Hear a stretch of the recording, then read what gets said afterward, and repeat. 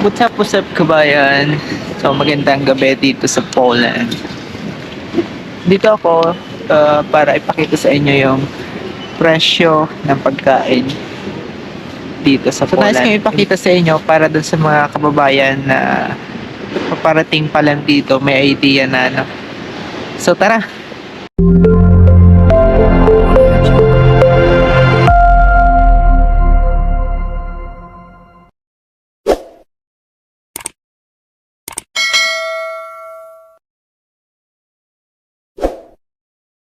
Samahan niyo ako dito.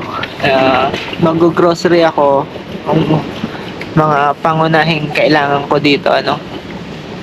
I mean, yung pangunahin kong pagkain, yung kinakain ko sa araw-araw dito sa Poland. So, andito ako sa isang supermarket na tinatawag nilang Ocean. So, ito. Pinakita ko dito ng Indomie. So, ito siya. So, Indomie, I think Indonesian pancit canton. Parang pancit canton sa atin dyan. Nagkakahalaga ito ng kulang-kulang na 3 zloty or 2 zloty. So, bibili ako ng 4. Kasi kumakain ako nito mga kabayan. Kapag alam niyo yun, madali ang luto na. So, ito yung mga toyo. Hindi naman ako bibili pero ipapakita ko lang sa inyo. Makita niyo yung mga toyo, mga seasoning. Katulad ng brand dito, ito. Ang brand dito is to, Tao Tao.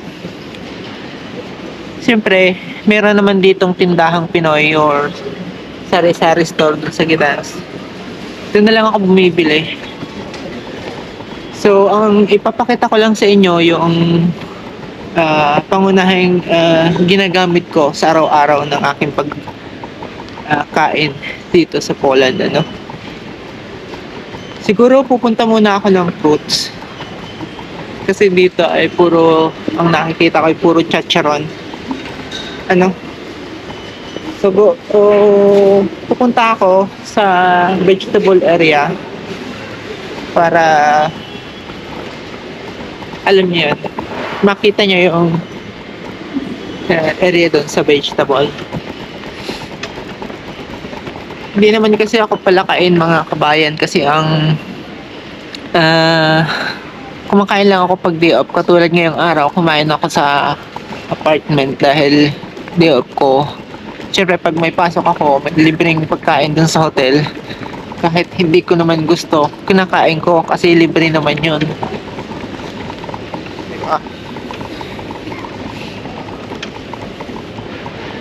So, siguro bibili ako ng orange. Dahil kailangan ko to.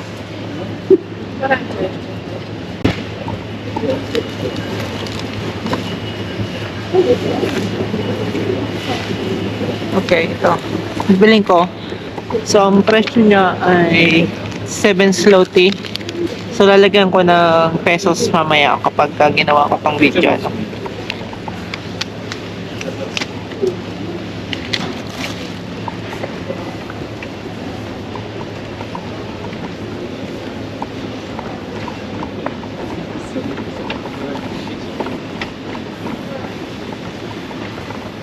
Then, I will buy onion and garlic. So, hindi naman ako masyadong gumagamit ng onion at garlic kasi bihira lang ako magluto mga kabayan. So, maybe I will buy 3 cloves. Kasi wala akong makita maayos. Ito na lang, bibigyan ko siguro. Di ba masyado akong maarte? Kasi sa atin magaganda ang bawang. Kasi may taniman dyan ng bawang, di ba?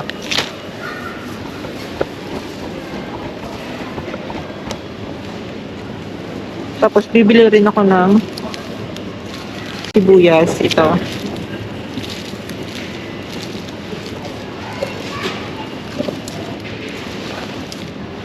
So, 7 zloty siya dito. So, lalagyan natin ng pesos mamaya.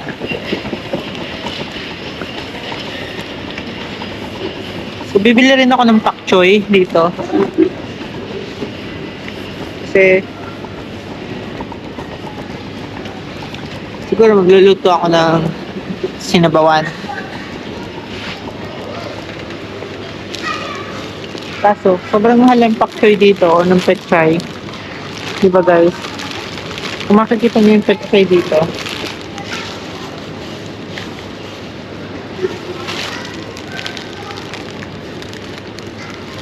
So ito, bibilhin ko siguro siya. So nagkakahalaga to, ang pak choy na to. Magkano to? This one? 10 zloty? 10 zloty. Ito pa. Sobrang mahal. So, ayan. So, bibilhin ko kasi kailangan ko to. Pero guys, 10 zloty. So, pumapalo yun ng siguro, kasi ang 1 zloty ay 14. So, pumapalo ng 100 pesos, ano?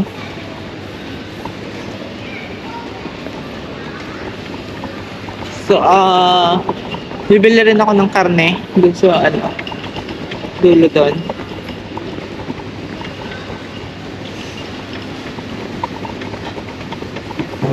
No, I will buy first ginger.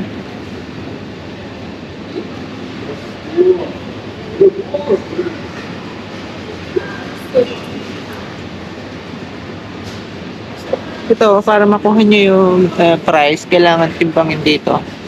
So, ipapakita ko.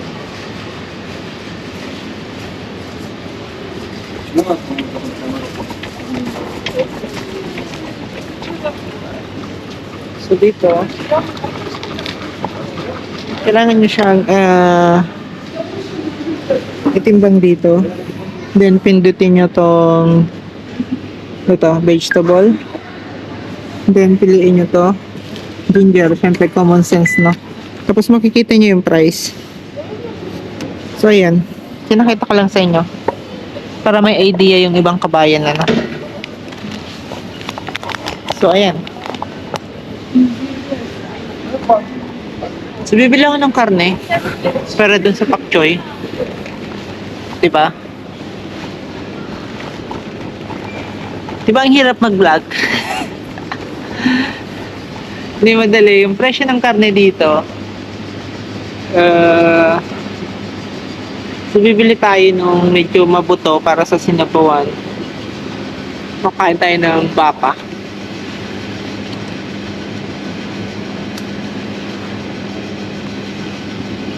Wala na yung may buto, mga kabayan.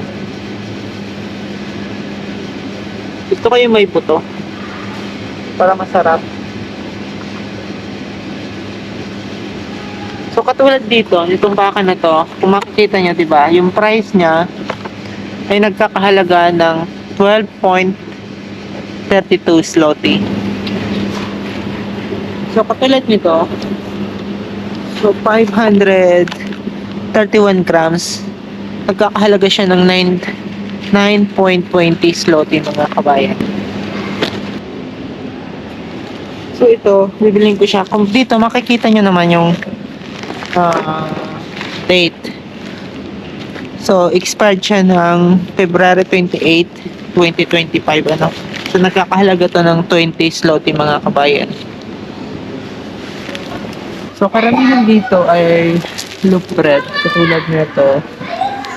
Siguro sa atin. Tawag sa atin dyan tasty, diba? So, common sa atin to kasi mahilig tayo sa malalambot na tinapay. Pero dito sa Europe, karamihan ay matitigas. Kaya, bumibili ako ng malambat katulad yun sa atin.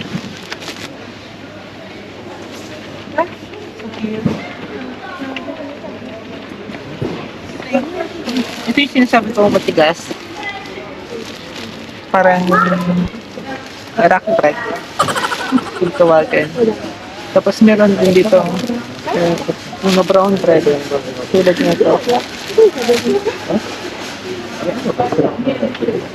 So yan, pinakita ko lang sa inyo yan. Para may idea kayo, di ba? So lahat naman mabibili nyo dito. Malaking, kung makikita nyo, di ba? Malaking supermarket naman siya, di ba?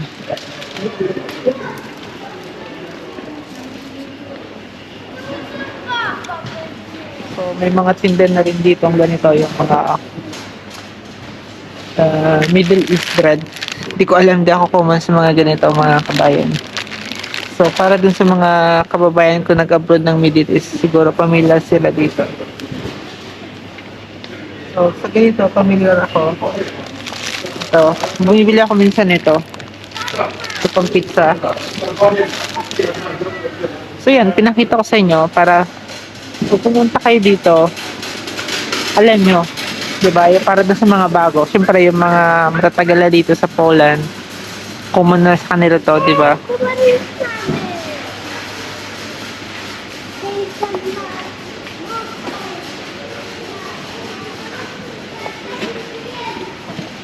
So, ang mga Polish kasi guys, mahilig talaga sa tinapay. So, kung makikita nyo, ayan.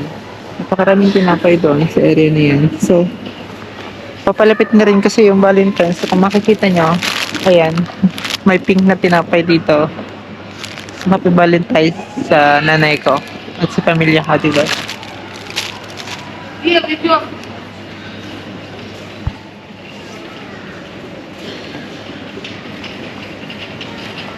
Ito yung area talaga ng mga tinapay dito.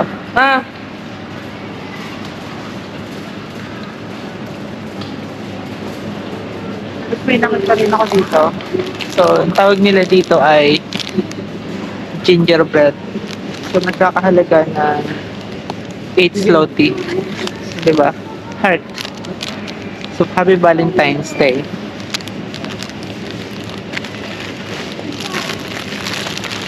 So, bibili ako dalawa para sa akin. 2.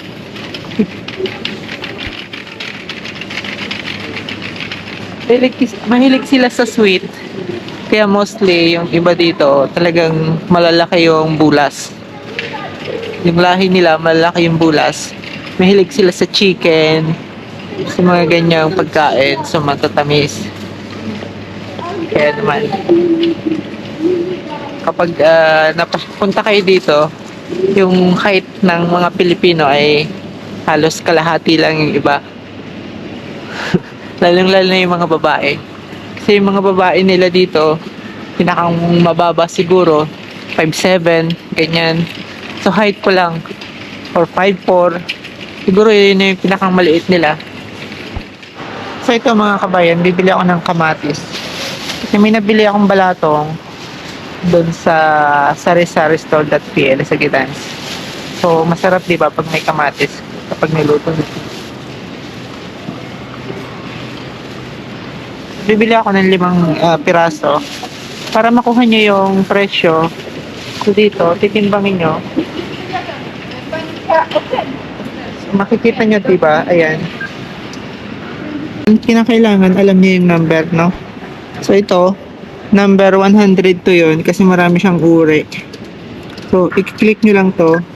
Tapos lalabas dito yung price. So, nagkakahalaga siya ng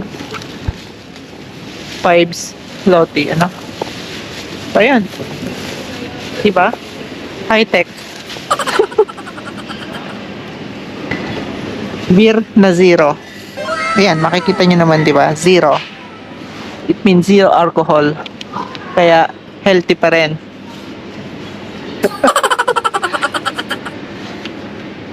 So, I think this is the best choice. This is the best choice kasi meron namang mga lemonade. So, meron ding ano ba sa English? Ang hina ko na sa English. So, ito may mga mango, kung ano-ano pa, mga flavor. Pero mas gusto ko to kasi dark fruit sour. So, diba? So, it means it's healthy kasi dark fruit sour. So, tara, bayaran na natin to. So, ganito nga pala yung pagbabayad dito. So meron silang machine na ganito.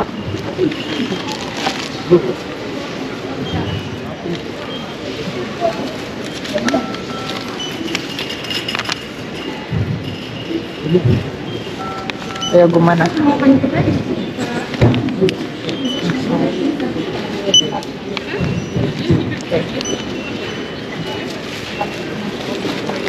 Hindi na pa mahal yata yung pamili. Napadami pala.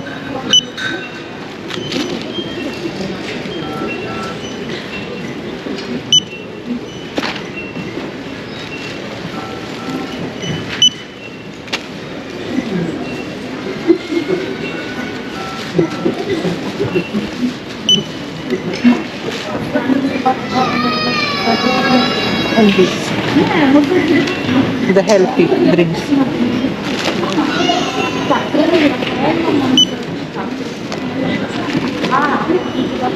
Then, that's it.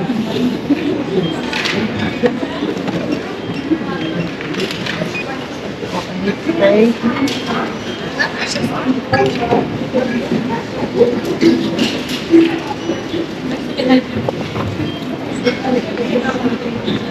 Proszę wybrać formę płatności. So makikita nyo naman dito yung pattern ano, mga kabayan. So umabot ng 1,168 mga kabayan slowly.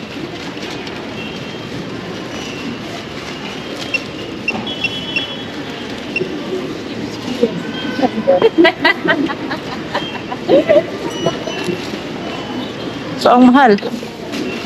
Diba? So, ayun nga mga kabayan, nakapag-grocery na nga tayo ng pang isang buwan, ano. So, hindi ko na ipakita sa inyo yung buong eksena. So, ito na yung pinambili ko. Dalawang bag na yan. So, ayan. So, hindi ko na naipakita sa inyo lahat. So, umabot ng 168 zloty and 69 grosya mga kabayan yung pinamili kong grocery ano. So maraming salamat nga pala sa walang sawang suporta niyo mga kabayan. At patuloy lang tayo sa pag-upload para magkaroon kayo ng update kahit kaunti about dito sa Poland ano. So, kung may mga katanungan kayo, huwag kayong mahiyang mag-comment dito sa YouTube channel ko, sa Facebook account, at sa Instagram account mga kabayan.